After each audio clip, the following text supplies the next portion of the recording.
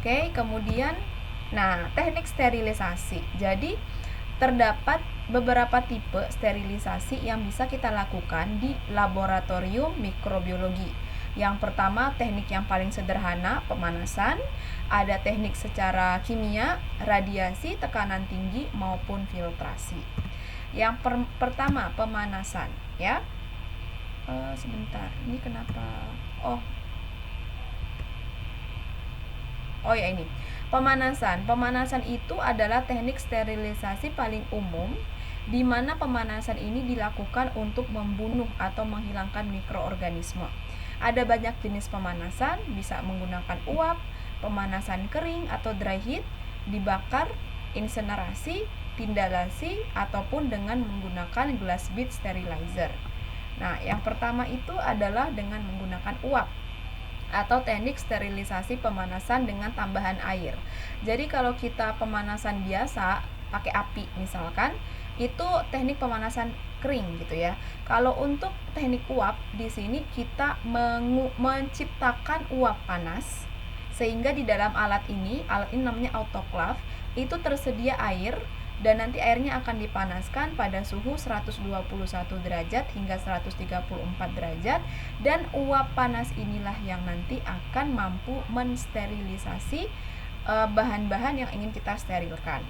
Nah, pemanasan jenis ini efektif untuk bakteri berspora serta fungi. Jadi pada suhu yang sama, pemanasan kering dan pemanasan dengan menggunakan uap akan menghasilkan efek yang berbeda. Jadi ketika pemanasan dilakukan dengan menggunakan uap atau kita menciptakan uap panas, dia akan lebih bisa menghancurkan tubuh bakteri. Dia akan lebih bisa masuk ke tubuh bakteri sehingga bakteri berspora pun bisa dihilangkan dengan metode uap ini. Namun, metode ini tidak dapat menghilangkan prion atau protein rusak yang dapat menularkan kerusakan kepada protein normal. Intinya ini adalah protein yang bisa menginfeksi sel-sel normal dan menyebabkan penyakit. Contoh prion ini pada kasus sapi, ada beberapa sapi yang kalau saya lupa nama penyakitnya, dia mengandung prion. Jadi makanya kan kalau di idealnya di rumah pemotongan hewan itu sapi itu harusnya atau kambing itu harusnya dicek dulu sama dokter hewan. Tapi kalau di Indonesia saya kurang paham sih. Setahu saya yang akan melakukan pengecekan itu terutama pada saat Idul Kurban. Nah, pada saat Idul Kurban itu mayoritas tempat pemotongan hewan akan ada dokter hewan yang akan mengecek kondisi hewannya, termasuk mengecek ada tidaknya prion tersebut. Kalau untuk pemotongan hewan sehari-hari, kalau dia di rumah pemotongan hewan resmi harusnya ada pemeriksaan. Tapi kalau dia pemotongan tradisional kayaknya nggak ada gitu ya. Nah, jadi saya lupa nama penyakitnya. Ada penyakit pada sapi yang memang penyakit ini tuh terjadi karena prion. Sapinya tidak sakit, tetapi ketika manusia memakan daging ini, misalkan kita mengkonsumsi daging kayak bikin steak, dan steaknya itu misalkan rare gitu ya, kita pesannya yang setengah matang gitu kan, berarti tidak matang sempurna. Kalau dagingnya itu mengandung prion, maka prion tadi itu dapat menyebabkan penyakit pada manusia seperti itu ya. Jadi memang rekomendasi terbaik untuk daging itu adalah pemanasan atau pemasakan yang sempurna. Kemudian teknik sterilisasi pemanasan lainnya setelah uap itu adalah pemanasan kering. Nah, pemanasan kering ini merupakan teknik pemanasan paling pertama sebenarnya. Jadi sebelum ada pemanasan uap, yang diciptakan pertama kali adalah pemanasan kering. Di sini mikroorganisme butuh suhu yang lebih tinggi. Kalau tadi suhu 121 sampai 134 sudah bisa membunuh mikroorganisme. Kalau pada teknik sterilisasi pemanasan dia butuh hingga 160 derajat Celcius. Dan waktu sterilisasinya kurang lebih 2 jam. Kalau pada autoclave atau pemanasan uap biasanya sih kurang dari 2 jam dan memang suhunya lebih rendah seperti itu. Dan pemanasan jenis ini bisa kita percepat dengan cara peningkatan suhu hingga 190 derajat Celcius, sehingga waktu yang dibutuhkan jauh lebih cepat, hanya 6 hingga 12 menit. Tapi kadang-kadang ada beberapa zat itu yang sensitif, maksudnya ketika dia dipanaskan pada suhu yang terlalu tinggi, dia malah akan merusak zat tersebut. Sehingga pemanasan kering ini memang harus, bukan pemanasan kering saja, tapi pemanasan atau sterilisasi ini memang harus kita pilih seideal mungkin sesuai dengan sampel yang akan kita sterilkan. Nah, karena di sini tidak ada penambahan air apapun, sehingga pemanasan kering ini ideal untuk digunakan mensterilkan zat-zat berupa bubuk, tepung, atau komponen lain yang tidak boleh basah akibat uap air.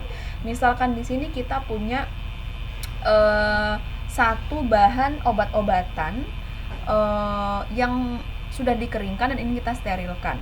Kalau kita sterilkan dengan menggunakan metode uap tadi, ada kekhawatiran tepung-tepung sampel kita akan menyerap air dari uap tadi, sehingga pemanasan kering menjadi pemanasan yang paling ideal untuk sterilisasi tepung, bubuk, dan lain sebagainya.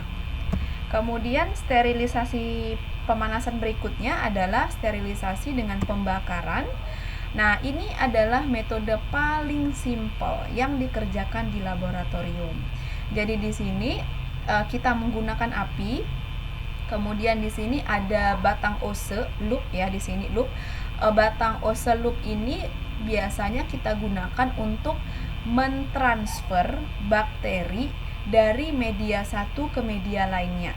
Nah, disinilah kita mensterilkan si loopnya ini dengan menggunakan api atau dibakar.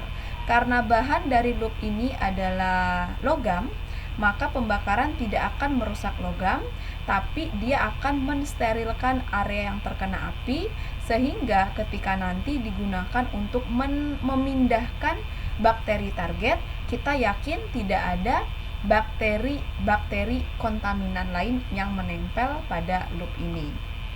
Kemudian insenerator. Nah, insenerator ini juga merupakan salah satu jenis sterilisasi pemanasan. Saya tidak menemukan insenerator khusus laboratorium, saya hanya menemukan insenerator untuk sampah. Tapi secara garis besar seperti ini.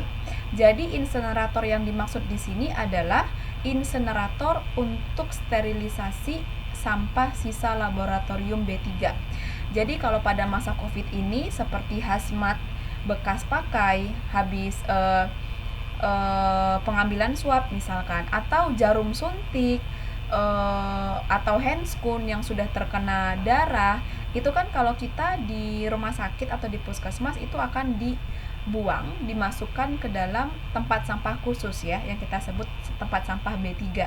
Baru kemudian sampah tadi itu akan kita kirimkan ke pihak ketiga yang akan mengelola sampah-sampah B3 tadi. Nah, setahu saya di Pontianak ini memang sampah B3 tadi tidak diolah, tetapi dimusnahkan dengan penggunaan insenerator. Jadi dibakar, dimusnahkan secara total gitu ya. Tapi untuk pemusnahan limbah B3 ya pastinya petugas akan menggunakan sejumlah APD karena itu tadi mengandung zat-zat berbahaya dan beracun seperti itu ya.